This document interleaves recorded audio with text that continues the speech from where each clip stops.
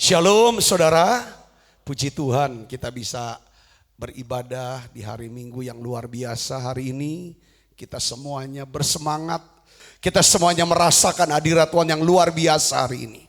Saudaraku yang serius, hari ini saya ingin bagikan tentang mukjizat di tempat tersembunyi.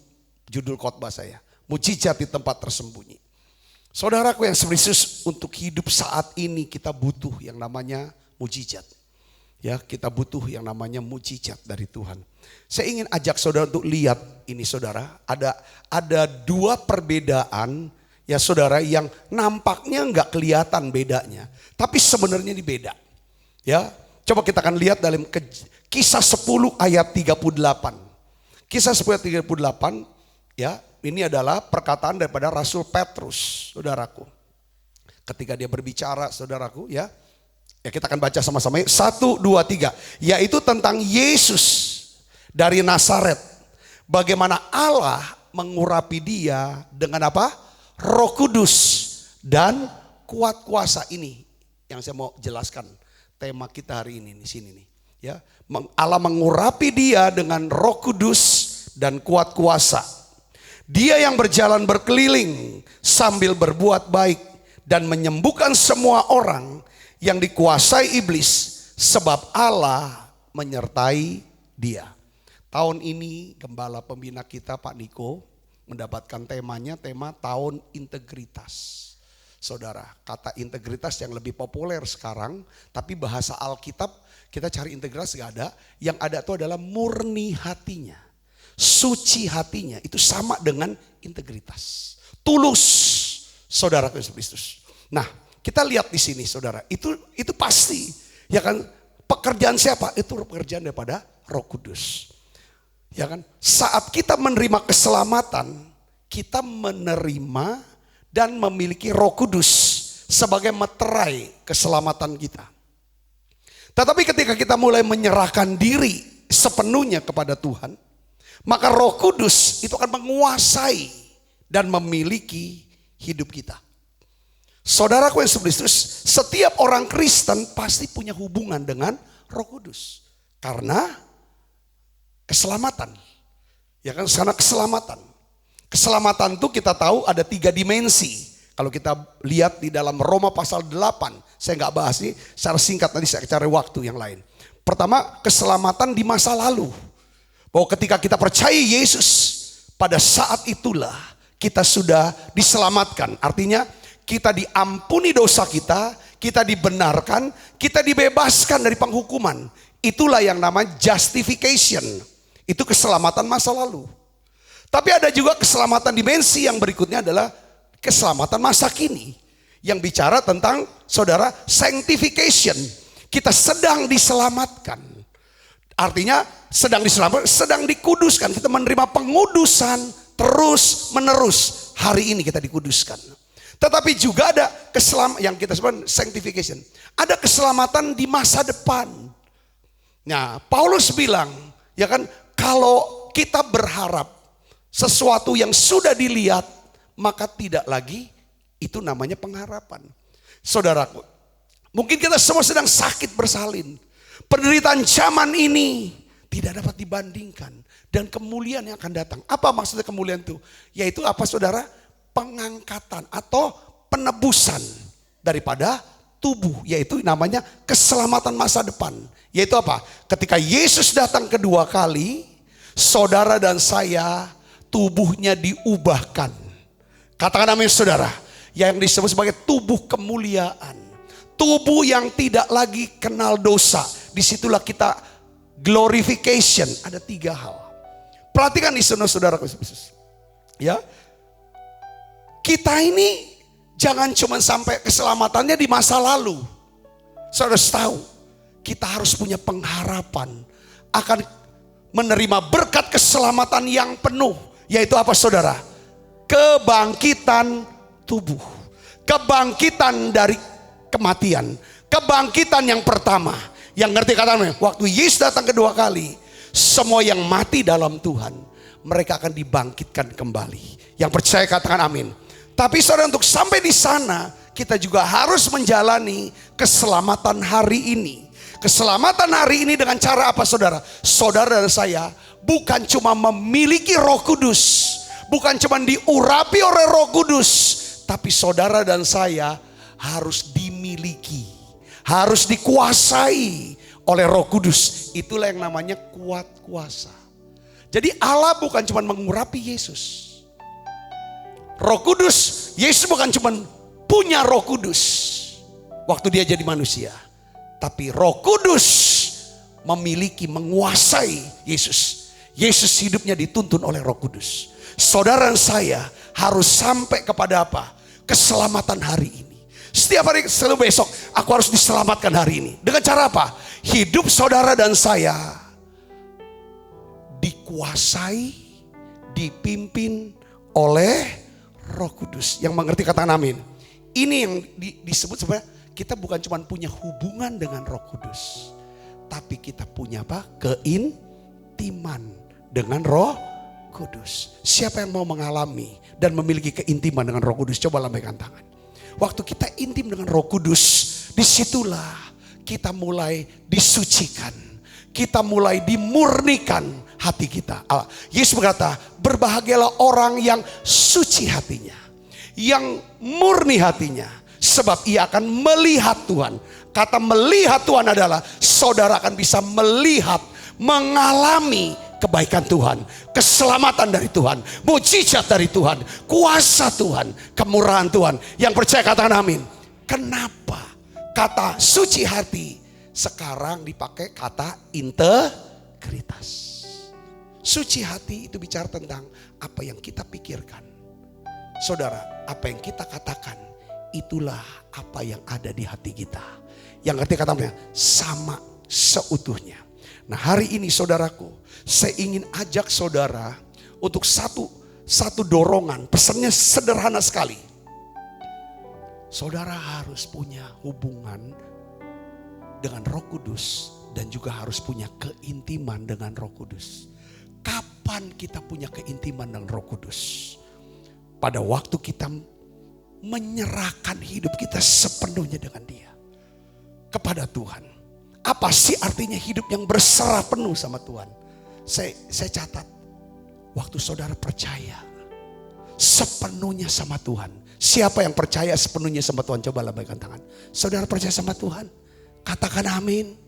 Tadi kita nyanyi, Kaulah perlindunganku, Kaulah pengharapanku. Saat aku takut, aku percaya bahwa Engkau Allah yang melindungi aku. Yang mengerti katakan amin saudaraku. Orang yang berserah penuh sama Tuhan adalah orang yang intim dengan Tuhan. Orang yang intim dengan Tuhan adalah orang yang berserah penuh sama Tuhan. Orang yang berserah penuh sama Tuhan, orang yang percaya penuh sama Tuhan. Orang yang bergantung harap sepenuhnya kepada Tuhan. Orang yang mau taati apapun yang Tuhan perintahkan kepada dia. Ini yang membuat saudara saya intim dengan Roh Kudus. Katakan amin. Katakan amin. Punya hubungan berbeda dengan punya keintiman. Saudara bisa intim kalau harus ada hubungan. Saudara punya hubungan kalau ada, saudaraku apa? Ada satu ikatan. Saudara, pasangan suami istri, dia punya hubungan. Tapi belum tentu suami dan istri itu punya keintiman, kedekatan, ikatan emosional. Sekalipun dia satu rumah, tidur satu kamar, satu ranjang, dekat jaraknya, belum tentu itu intim. Belum tentu itu erat. Cuma punya hubungan. Orang Kristen bisa dia datang ke gereja. Dia bisa ada. Saudara, tapi itu punya hubungan. Tapi belum tentu punya keintiman. Siapa yang intim? Orang yang berserah penuh dengan dia. Orang yang berserah penuh sama dia adalah orang yang apa? Percaya penuh sama dia. Bergantung harap sepenuhnya sama dia. Dan mentaati dia. Katakan amin saudaraku. Nah hari ini saya ingin kasih tahu. Keintiman inilah kunci untuk mengalami perlindungan Tuhan. Banyak orang baca Mazmur 91. Itu perlu. Itu harus. Tapi selalu mempertanyakan, kenapa? Kenapa kok aku tidak alami? Dengar baik. Mazmur 91 itu dimulai dari ayat yang pertama dan ayat yang kedua. Mari kita akan lihat di sini saudaraku. Ya kan saudaraku, ini kunci. Hari-hari ini kita butuh perlindungan Tuhan. Tadi Roh Kudus, saudara, pimpin kita berdoa. Saya selalu kalau pimpin menara doa atau pimpin ibadah atau saya doa pribadi, selalu saya tanya dan minta sama Roh Kudus, pokok doanya apa? Roh Kudus, pokok doanya apa yang harus kami doakan? Kasih tahu tema doanya tuh apa? Bukan saya punya mau, kalau bisa dari Roh Kudus. Apalagi saya pimpin ibadah, apalagi ibadah raya atau menara doa, saya selalu minta. Karena kalau Roh Kudus yang kasih tema doa untuk didoakan, pasti itu doa membangun iman kita. Katakan amin saudara, doa itu pasti penuh kuasa. Doa itu pasti adalah doa yang mau dijawab oleh Tuhan. Katakan amin saudara, ini penting saudaraku. Dan itu hanya bisa kalau kita intim sama dia. Nah, saya mau kasih tahu saudara, untuk bisa intim, kita bisa dapat perlindungan. Makanya tadi kita doanya apa? Minta perlindungan, betul saudara? Minta perlindungan. Kita tidak tahu di 2021 ini apa yang terjadi. Apa yang terjadi? Ini masa-masa, sebenarnya masa-masa penantian. Saudaraku, ada teman pendeta, teman saya saudara, Pastor Edi, saudara Pak Edi Gunawan. Dia gembala di Vancouver, Kanada. Ya tiap hari kita menara doa UPT sama-sama dengan beliau dan saya sering teleponan. Beliau tuh sharing begini, Pak Sabta. Ini masa-masa pandemi ini, Pak, itu saya kok dapat dari Tuhan. Dapatnya apa Pak Edi? Dia bilang begini, waktu saya jemput Bapak di Seattle Amerika untuk pelayanan di Vancouver. Bapak ingat gak? Dari Seattle menuju border atau perbatasan Amerika dan Kanada, saya bisa lari bawa mobil 100 kilo, 110 kilo. Pas udah menuju border saya ngerem. Saya rem. Kalau saya nggak rem, kita bisa tabrak itu border. Lalu kita bisa masuk penjara. Nah, sepertinya sebelum pandemi kita bisa terbang. Ada pendeta bilang, saya terbang 1 tahun itu bisa 100 kali penerbangan, dia bilang. Jadi 3 hari sekali saya udah terbang kemana-mana, dia bilang itu. Tapi sejak pandemi saya berhenti. Beberapa bilang, betul gak Pak Sabta? Kita ini sepertinya di masa pandemi ini semua terhenti. Harus di rumah saja. Mau keluar juga kita pikir, apa penting gak, apa perlu gak, harus gak. Semuanya terhenti. Semua kegiatan terhenti ada di rem. Saya dapat Pak. Kenapa kita harus ngerem di border? Karena itu perbatasan. Karena kita mau masuk Kanada. Kapan kita ngeremnya? Berapa lama kita berhenti di border? Tergantung petugas. Dia kan tanya-tanya sama kita, maunya dia kan. Kadang-kadang kalau saudara tahu ya, kalau saudara pernah ke Israel atau di border manapun, tergantung dia mau tanya-tanya mau berapa lama. Kita didiamin, dia gak kasih masuk, dia punya otoritas. Jadi kita di masa-masa sekarang, ini masa di mana kita direm karena kita sedang mau masuk satu era, mungkin pengangkatan gereja, rapture, kedatangan Tuhan yang kedua kali. Jadi di masa-masa pandemi ini, kita melihat banyak orang sadar, sesadar-sadarnya akan apa? Nasib kekal mereka. Aku akan ada di mana kelak? Semua yang jauh dari Tuhan Yesus, jauh dari gereja, jauh dari persekutuan, beberapa mereka mulai mau dekat lagi sama Tuhan. Mereka mulai bersaksi. Ya, setiap hari justru di masa pandemi saya bisa belajar Alkitab lewat menara doa online. Apa yang banyak saya tidak tahu, saya bisa jadi tahu kebenaran firman Tuhan. Wow, haleluya, puji Tuhan. Katakan amin saudara, inilah masa persiapan. Ibu bapak saudaraku yang Kristus. Saya bilang, saya setuju Pak Edi. Tapi kita nggak tahu remnya ini. Ya kan, kapan kita bisa ngegas lagi kita nggak tahu. Walaupun ada vaksin dan lain sebagainya. Tapi satu hal yang saya mau pesannya hari ini adalah ini saudaraku. kita butuh yang namanya apa? Perlindungan Tuhan. Katakan amin saudara. Biar minta Tuhan lindungi iman kita. Tidak ada yang gugur, katakan amin saudara. Sesulit apapun, penderitaan sebesar apapun, tidak bisa dibandingkan dengan kemuliaan yang akan diberikan kepada kita yang percaya pada Yesus. Coba beri kemuliaan bagi Yesus. Coba beri tepuk tangan yang meriah bagi Yesus. Penderitaan zaman ini gak bisa dibandingkan. Ini harus saudara. Pengharapan harus ada. Saudara harus punya pengharapan. Pengharapan akan ini. Kalau gak ada pengharapan, gak bisa. Makanya Alkitab bilang pengharapan itu sauh, jangkar bagi jiwa kita. Jangkar berguna supaya kita gak diombang-ambingkan. Lalu hanyut dengan dunia, lalu tenggelam. Kita terbuang. Saudara, kita harus punya pengharapan. Pengharapan ini di mana? Disaukan di mana? Di belakang tabir. Di mana saudara? Di tata kasih karunia. Bahasa Mazmur 91 adalah apa? In the secret place of the most high. Tempat tersembunyi. Di tempat yang tersembunyi saudara. Di tempat yang maha tinggi.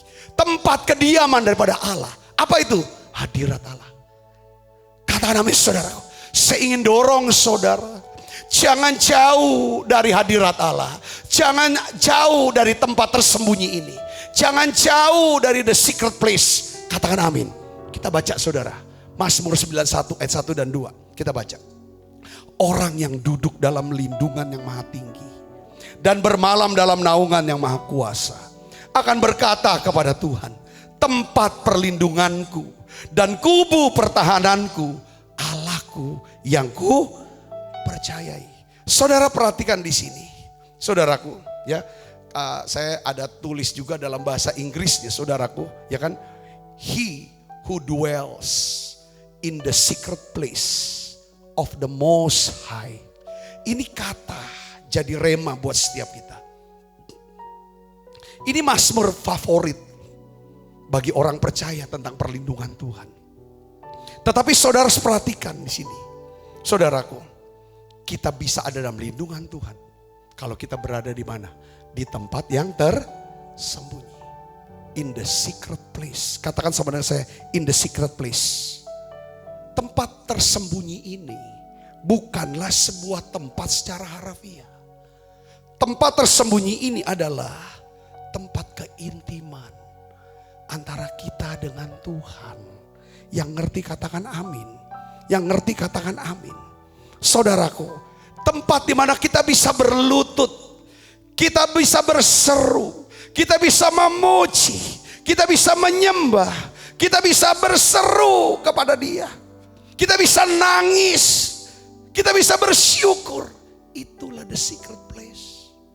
Yang kadang-kadang seruan kita, erangan kita, saudara, tidak ada satupun yang tahu. Kadang kita tidak bicara sama orang yang dekat sekalipun. Tapi kita bicara kepada Bapa, kepada Tuhan.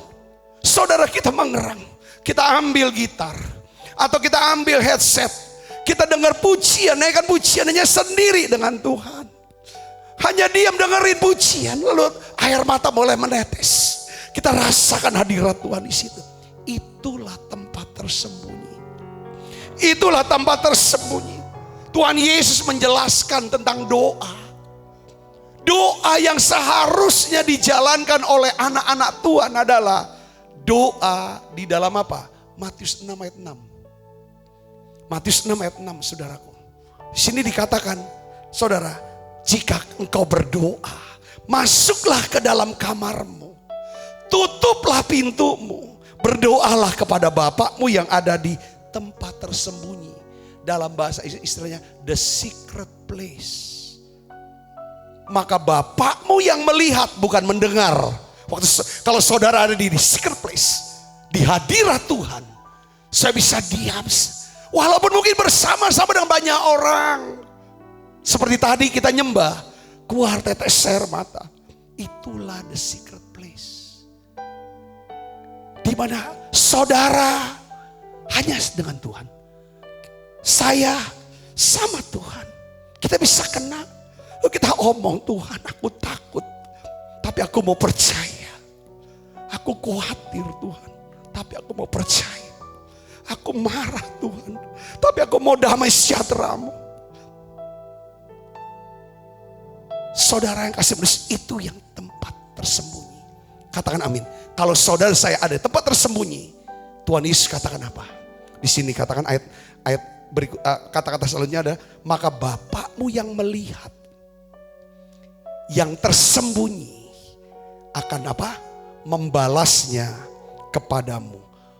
Will reward you openly atau publicly. Jadi ketika saudara di tempat yang tersembunyi, di sini tempat tersembunyi, saudara sekarang di ibadah raya, saudara sendiri dengan Tuhan. Bukan untuk dilihat orang doa saudara, bukan untuk dilihat orang jeritan hati saudara, air mata saudara bukan dilihat orang, tapi saudara sungguh-sungguh doa, nyanyi, nyembah hanya kepada Tuhan datang. Katakan bisa, disitulah tempat perlindungan. Jadi Mazmur 91 yang kita baca itu semua berkatnya ada. Kalau kita harus sampai ke sini, saudara harus datang berdoa kepada Bapa yang ada di tempat tersembunyi. Kalau kita belum nyampe di tempat tersembunyi, kita belum ketemu Bapa. Ingat loh, berdoa adalah berdoa kepada Bapa dalam nama Yesus, dipimpin oleh Roh Kudus. Oh, itu pentingnya, makanya kenapa kau doa harus dipimpin Roh Kudus, supaya kita bisa sampai ke tempat yang tersembunyi itu. Di tempat itu ada Bapa, dan kita bisa ke situ karena Yesus Kristus sudah mati di salib, darahnya dicurahkan sehingga kita layak. Ibu bapak saudara yang mengerti sini katakan amin. Jadi keintiman itu ada di balik pintu yang tertutup. Ibadah kita bukan untuk kita pamer kepada orang lain, tapi saudara bisa masuk hadirat Tuhan hanya ketika kita berkata, Tuhan aku butuh dan mengasihi Tuhan. Tuhan akan memberikan perintah, ya kan? Untuk nutup pintu. Tuhan tutup pintu kalau kamu mau berdoa. Menutup pintu di sini bicara tentang apa? Kalau saudara mau membangun keintiman dengan Tuhan, dengan Roh Kudus, perhatikan, perlu fokus, perlu konsentrasi. Makanya kemarin kita udah belajar tentang apa? The power of meditation. Meditasi. Meditasi artinya apa saudaraku? Isi pikiran dengan firman. Dengan cara memperkatakan firman. Mendoakan firman. Merenungkan firman itu. Yang menceritakan firman itu isi. Katakan amin saudara. Di situ konsentrasi. Baru bisa masuk. Beberapa orang Kristen berkata, Pastor aku kalau doa gak bisa konsentrasi. Kalau tutup mata selalu pikiran, ada layar yang lain-lain. Gak kok bisa konsentrasi, gak bisa fokus. Saudara harus belajar dan latihan meditasi. Meditasi agama lain, kosongkan pikiran. Meditasi Alkitab, isi pikiran dengan firman. Dengan kasih Tuhan, dengan kuasa Tuhan, dengan ayat-ayat firman Tuhan. Yang ngerti katakan saudara, saya terus pikirkan. Perkatakan itu. Untuk isi harus diperkatakan dengan kata-kata. Saudara bisa mengerti sini. Saya lihat sini kan. Hari ini. Saudara bisa dapat sini kan. Saudara. Gangguan-gangguan harus diisi. Saya ingin dorong saudara setiap hari. Ada waktu saudara berada di tempat tersembunyi ini. Katakan amin. Supaya apa? Ada perlindungan Tuhan. Siapa yang mau dapatkan perlindungan Tuhan? Coba lambaikan tangan. Saya doa selalu. Tuhan lindungi keuangan saudara. Lindungi keuangan. Orang tuh ya mau cari duit sebanyak-banyaknya.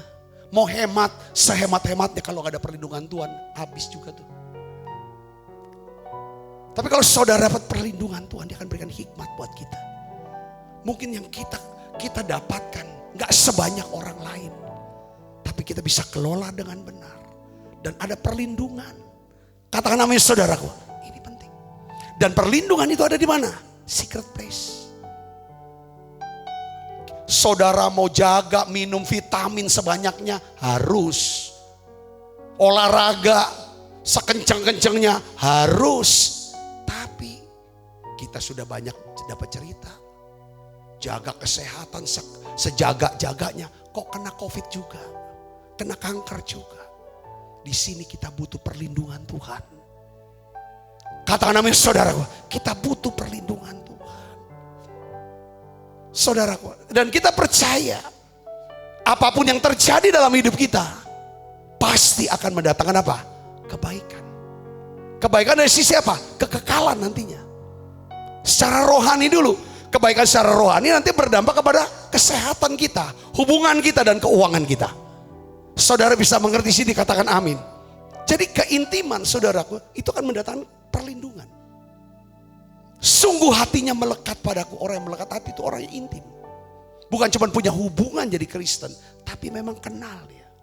Aku akan meluputkan dia, aku akan membentengi dia, kata Tuhan. Tadi kita sudah baca saudara. Saudara mau dapat perlindungan, katakan amin. Doa setiap hari itu perlindungan. Waktu hari Sabtu kemarin, saudara, sebelum melayani menara doa, saya tuh lagi sedang di kantor, ya sebelum apa namanya isi ibadah kan ngaca dulu lah, saudara. Ngaca tuh ya ada dua arti sih, secara fisik dan secara rohani. Ngaca dulu, gitu. Waktu sebenarnya saya ngaca nyisir, saudara. Tiba-tiba Roh Kudus bilang, kamu harus bawa doa untuk keluarga, perlindungan keluarga. Hubungan rumah tangga, hubungan orang tua anak, masa depan anak-anak. Doakan supaya kamu tuh bisa biayai sekolah sampai selesai. Lihat dia menikah. Tuhan berikan kesehatan dan umur panjang. Kamu doa. Yang kedua, kamu doa supaya kamu bisa punya uang untuk biayai sekolah mereka sampai selesai. Siapkan mereka, bekali mereka. Harus didoakan. Kalau kita doa, Tuhan lihat ini orang rendah hati. Tuhan mengasihani orang yang rendah hati. Katakan amin saudaraku. Kalau kita gak berdoa, Tuhan gak lihat kita orang rendah hati. Setiap apa betul, karena ada Roh Kudus. Langsung saya ajak kita berdoa. Sabtu kemarin, itu hadirat Allah kuat sekali. Jadi saudaraku, keintiman adalah kunci untuk dapatkan apa? Perlindungan Tuhan. Katakan amin saudara. Katakan amin. Ya, keintiman tuh, ya kan. Yang kedua saudara, keintiman itu pasti menghasilkan mujizat. Keintiman pasti menghasilkan mujizat dan terobosan. Katakan amin. Saya bicara keintiman, kalau bahasanya Tuhan Yesus adalah tutup pintu. Saudaraku, tutup pintu. Itulah tempat tersembunyi, tutup pintu. Saudara, ketika Tuhan hendak membuat mujizat pembebasan hutang untuk janda seorang nabi yang terikat dengan hutang, tidak bisa bayar, anaknya akan diambil jadi budak. Saudara, Tuhan kasih perintah lewat Nabi Elisa supaya ibu ini, saudara, ya di dalam 2 Raja 4 ayat 3 dan 4, Elisa berkata, pergilah. Perhatikan saudara, baca sama-sama dengan saya. Mintalah bejana-bejana dari luar, daripada segala tetanggamu, bejana-bejana kosong, tetapi jangan terlalu sedikit. Perhatikan ayat 4, baca sama-sama, 1, 2, 3. Kemudian apa? Masuklah, tutuplah pintu, sesudah engkau dan anak-anakmu masuk. Sama gak dengan perintahnya Yesus, Matius 6 ayat 6. Kalau kamu mau berdoa, ya kan saudara, masuk, tutup pintu. Ya kan? Karena kalau doakan kepada Bapa, di tempat tersembunyi itu Bapa ada. Tempat tersembunyi ini, tutup pintu. Lalu tuanglah. Kalau saudara mau lakukan firman Tuhan, bukan untuk dilihat orang. Ibadah kita bukan untuk dilihat orang. Ibadah itu 3 kan, saudara. Memberi sedekah atau membawa persembahan, berdoa dan berpuasa. Sudah, tutup pintu lalu tuanglah. Kenapa dia tuang? Karena ini perintah dari Tuhan.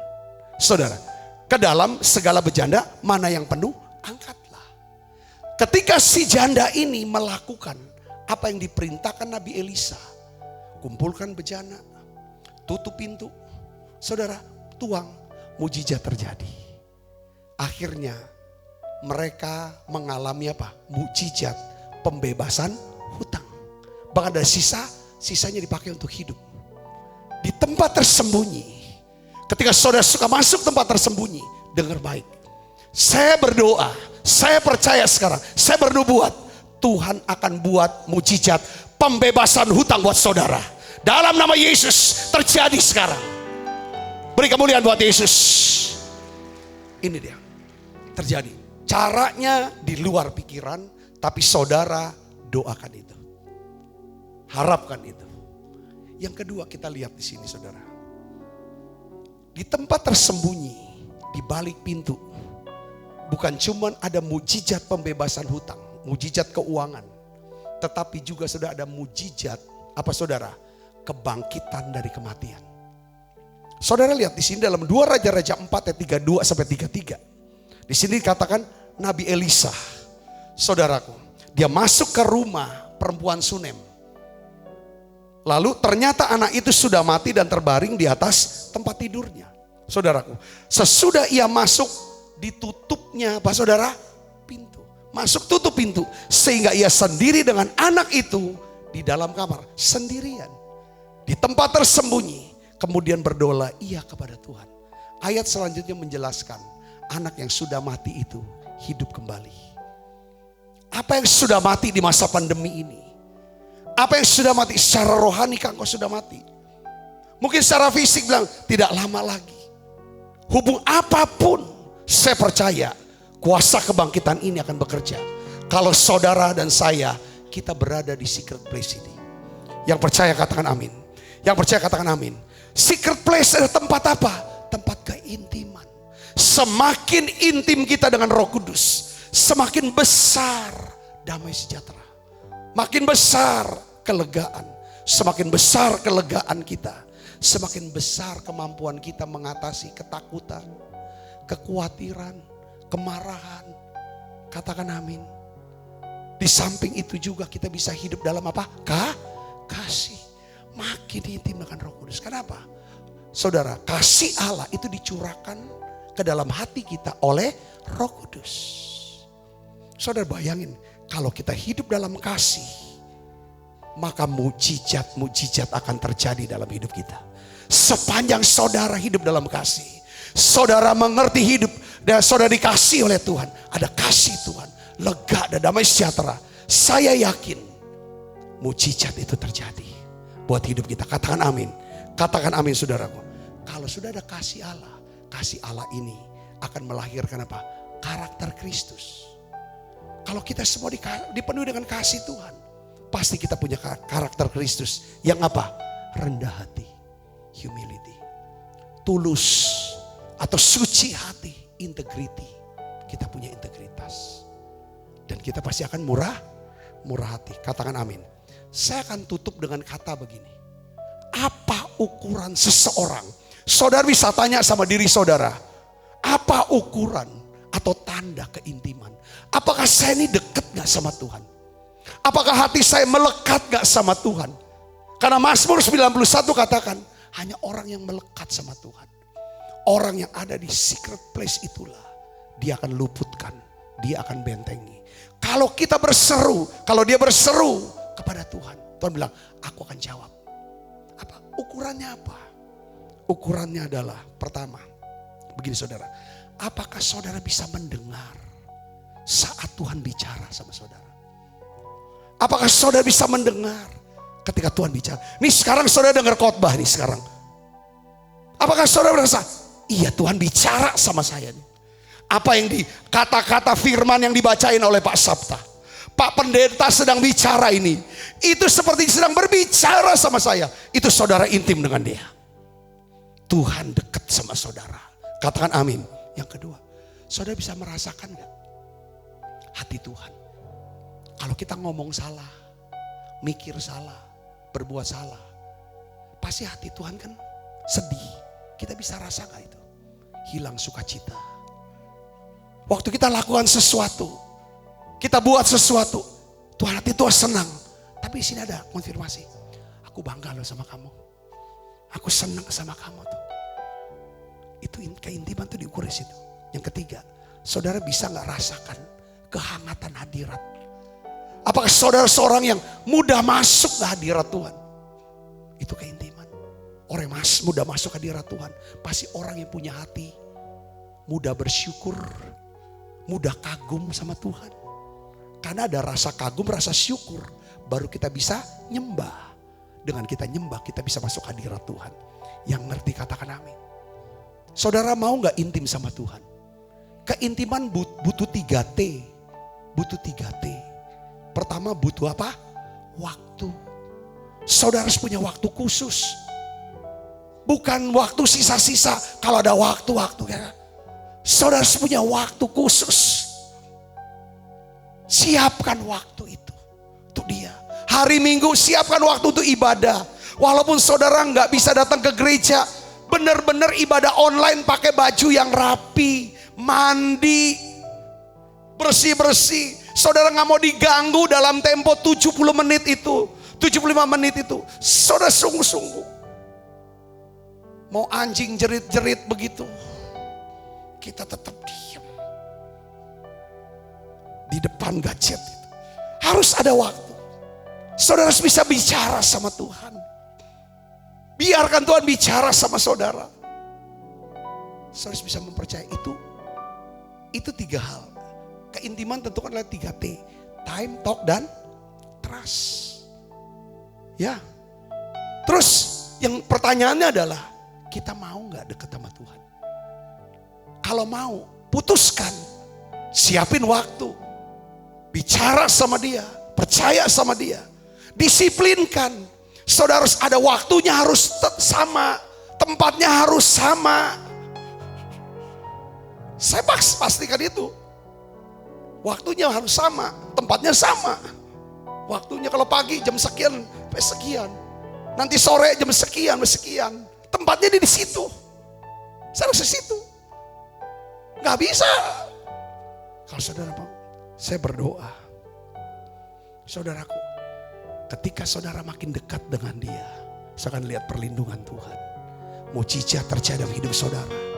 Karakter kita diubahkan. Kita hidup penuh kasih, ada karakter Kristus. Humility, integrity, generosity. Saudara diberkati pesan hari ini. Siapa yang diberkati coba lambaikan tangan. Saudara mau hidup di dalam hadirat Tuhan. Saudara mau masuk the secret place ini. Saudara mau di tempat tersembunyi ini. Ayo saudara. Kita ada tiap hari menara doa. Tiap hari menara doa ada. Kenapa saudara? Itu alat bantu saudara. Untuk saudara bisa nyembah. Doa bareng. Kenapa saudara gak mulai? Kita tidak tahu ini masa kita ada di border. Ya saudaraku, antara yang fana, yang sementara kepada yang kekal. Saudaraku, kita tidak tahu nih kapan datangan Tuhan. Kalau semakin kita terus punya pengharapan, kedatangan Tuhan akan datang. Saya percaya roh dalam kita terus menyala-nyala. Katakan saudara, kita terus rindu sama dia. Kita gak takut, kita gak khawatir dengan apa-apa yang ada di sini. Kita percaya kalau dia masih izinkan kita bernafas, dia pasti cukupi segala kebutuhan kita. Dengan cara dia yang ajaib. Yang penting kita rajin, kita tekun, kita baik hatinya. Kita rendah hati, kita jujur, kita tulus. Katakan kita murah hati. Kalau saudara pegang itu, saya percaya saudara diberkati. Beri kemuliaan buat Yesus.